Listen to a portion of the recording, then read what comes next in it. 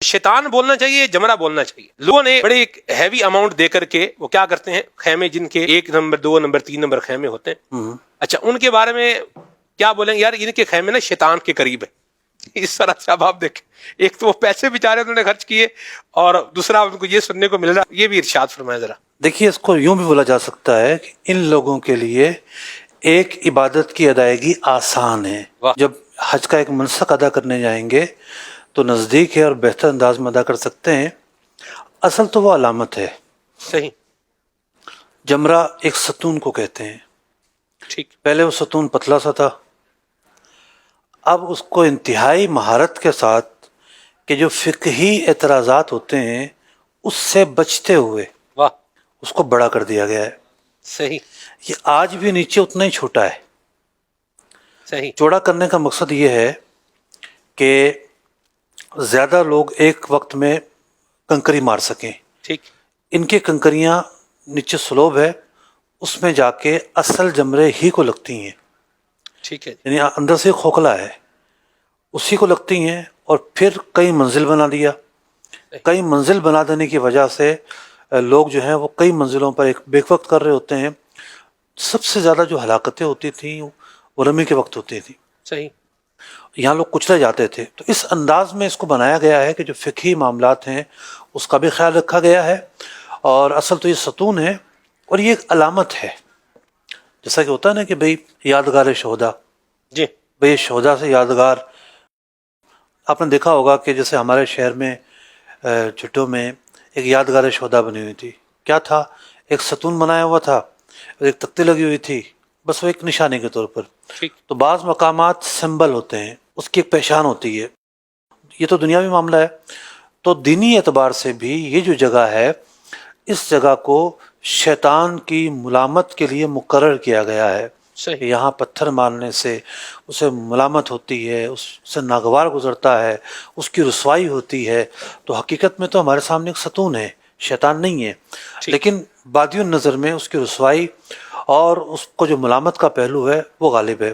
اچھا، پہلے دن کی رمی کا وقت طلوع فجر تک طلوع شمس ہے، یعنی طلوع فجر سے شروع ہو جائے گا لیکن طلوع شمس تک مکروہ ہے. اور اس کے بعد طلوع شمس سے لے کر زوال کا وقت شروع ہونے تک یہ مسنون وقت ہے، اور مغرب تک مباح وقت ہے. اور رات کا جو وقت ہے مکروہ وقت ہے. مکروہ سے مراد ہے مکروہ تنزیہی، ایسا نہیں کہ مکروہ تحریمی ہے. تو 13ویں کی جو رمی ہے، 13ویں کی رمی کے حوالے سے معاملہ یہ ہے، صبح سے زوال کا وقت ختم ہونے تک مکروہ وقت ہے. تو ظہر کا وقت شروع ہوگا تو ظہر کا وقت شروع ہونے سے لے کر مغرب تک اس کا جو وقت ہے جو غیر مکروہ وہ ہے. اب اس کا وقت مغرب کے بعد نہیں ہے. ٹھیک. پچھلی رمیوں میں تو یہ تھا رات کو وقت تھا، 13ویں کا نہیں ہے. 13ویں کی رمی علی الاطلاق مستحب ہے، اور رات ہو جائے تو موقت ہو جائے گی. اور اگر فجر ہو جاتی ہے تو پھر واجب ہو جائے گا کہ رمی کیے بغیر جانا جائز نہیں ہے. بہت سارے لوگ ہیں جو 13ویں کی رمی بھی کرتے ہیں اور 13ویں کی رمی کر کے روانہ ہوتے ہیں. اچھا، رمی کے تعلق سے ایک چیز یہ ہے کہ پہلے دن صرف بڑا جمرے کی رمی کرنی ہے، اور دوسرے تیسرے دن اگر 13ویں کی بھی کرنی ہے تو تینوں جمروں کی رمی کرنی ہے. تھوڑا سا ایک فرق بھی ہے اس میں، جیسا کہ پہلے دن جب جائیں گے تو مینا دائیں جانب ہوگا اور کعبہ شریف بائیں جانب ہوگا. صحیح. یعنی یہ اگر جمرہ ہے تو کندھا جو ہے نا سیدھا کندھا مینا کی طرف ہے، الٹا کندھا کعبہ شریف کی طرف ہے. جب 11ویں کی اور 12ویں کی رمی کریں گے تو دوسری طرف کھڑے ہونا ہے. اچھا، لوگوں کو پتہ نہیں چلتا کہ ہم پہلے دن کہاں کھڑے ہوئے تھے اور دوسرے دن کہاں کھڑے ہوئے، کیونکہ اس طرف کے راستے ہی بند کیے ہوتے ہیں. لوگ فالو کر رہے ہوتے راستوں کو، ایسے ہی. تو وہ راستوں کو کرتے کرتے کرتے، یعنی اس کا آپ کو خاص التزام کرنا ہی نہیں پڑے گا. راستہ ہی وہ کھلا ہوگا جہاں سے آپ نے رمی کرنی ہے. جو پہلے جمرے کی رمی ہے، دوسرے جمرے کی رمی ہے، وہ کرنے کے بعد دعا مانگنی ہے. کھڑے ہو جائیں اگر جگہ ملتی ہے، کسی کو تکلیف اور اذیت نہیں پہنچتی، ورنہ وہاں کھڑے ہونے دیتے نہیں ہیں. اور جو تیسرا جمرہ ہے اس کی جو دعا ہے وہ چلتے چلتے کرنی ہے. ٹھیک. یہ ایک دعا کا معاملہ ہے. تو رمی کرتے ہوئے بہت سارے افعال ادا ہو جائیں گے. طواف زیارت بھی ہو چکا ہے. اب ایک تو یہ ہے کہ مینا چھوڑنا ہوگا، اور دوسرا یہ ہے کہ طواف وداع کرنا ہوگا. حاجی کے لیے طواف وداع کرنا واجب ہے. ٹھیک ہے جی.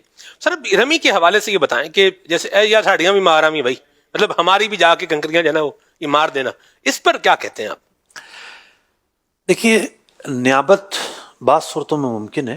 اگر کوئی اپاہج ہے، معذور ہے، بہت شدید بیمار ہو گیا کہ چل کے وہ آ نہیں سکتا رمی کرنے کے لیے، تو اس کی نیابت کے لیے ماری جا سکتی ہے. پہلے کرنے والا خود اپنی کرے گا، پھر اس کی طرف سے کرے گا. اگر کوئی صحت مند ہے تو اس کی طرف سے ایسا نہیں ہے کہ رمی ہو جائے گی، بلکہ اس کو اپنی رمی خود آ کے ادا کرنی پڑے گی. اور اگر کوئی اور کرے گا اس پر ذمہ باقی رہے گا، حکم کیا لگے گا اس کے اوپر؟ یعنی جس نے رمی نہیں کی، یعنی جو ہے نا وہ اس نے 11ویں کی رمی، تینوں شیطانوں کو کنکریاں مارنی تھیں، خود مارنی تھیں، اور 7 کنکریاں سب کو ساتھ ساتھ مارنی تھی، 21 مارنی تھی. اس نے بولا بھائی اب آپ جا رہے ہو یار، گرمی بڑی ہے، بس ٹھیک ہے آپ کرو. اب اس کے لیے حکم کیا؟ ترک واجب کا حکم ہے. اس کے اوپر دو چیزیں ہیں. ایک تو یہ ہے کہ اگر ایام باقی ہیں، مطلب وہی دن باقی ہے، اسی دن رمی کرے. ٹھیک، وقت ہم نے بیان کر دی ہے. صحیح یہاں تک کہ ایام رمی باقی ہیں، صحیح 11ویں کی نہیں کی، 12واں دن آ گیا تو 12ویں دن اس کو قضا کرنی ہے، لیکن دم اب بھی ساقط نہیں ہوگا، ٹھیک دم پھر بھی دینا پڑے گا. صحیح. لیکن جو ایک اس کے ذمے فریضہ ہے وہ اب بھی ہے کہ اگلے دن جا کے سابقہ دن کی بھی کرے. تو یہ اس کے لیے حکم ہے. یعنی ڈبل کنکریاں مارے گا. ڈبل مارے گا ٹھیک ہے. اور دم بھی ادا کرے گا دم بھی کہ اس نے اپنے وقت پر ادا نہیں کی تھی.